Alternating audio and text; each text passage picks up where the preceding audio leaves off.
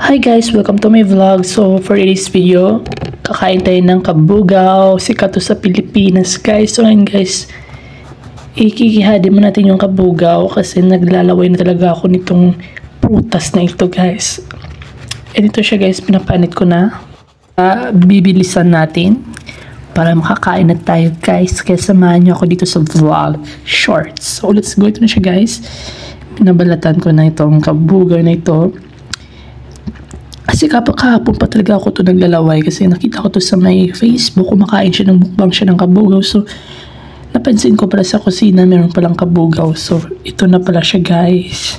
Ito yung result na balat na natin yung kabugaw. Tama ba yung pinagsasabi ko dito? Kasi hindi talaga ako marunong Tagalog ng wika na ito. Charis. Napaka-okay. So, ito, ibabalatan sa slice na natin. Itong kabugaw na to. Paborito ko talaga to guys. Ay, camera nalaglag pa yung camera, nakaka-stress. Isa pa. Oh, laglag na sad. Saan naman yung silpuna ni? And ito na siya guys. Yan, ito yung sa loob ng kabugaw. Yan. Ito siya. And syempre, isa-slice din natin para makakain tayo ng maayos. Para hindi siya masakit sa baba kasi masakit siya guys eh. Parang nagpilit-pilit. So prepare na tayo ng tupperware ng taklob and yung asin. Masarap siya lagyan ng asin. Ayan, kukuha tayo ng maliit na asin. Para perfect combination.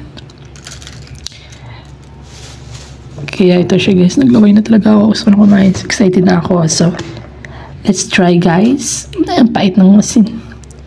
So, lagyan natin ng asin para perfect. So, bukas mo natin itong slice natin guys. Ito siya.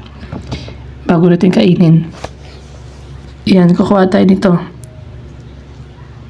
Para good. So, guys, samahan nyo ako kumain ng kabugaw.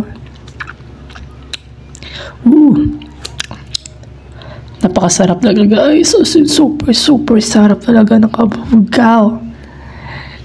Para sa isang araw maubos ko itong dalawang, alam niyo yan guys.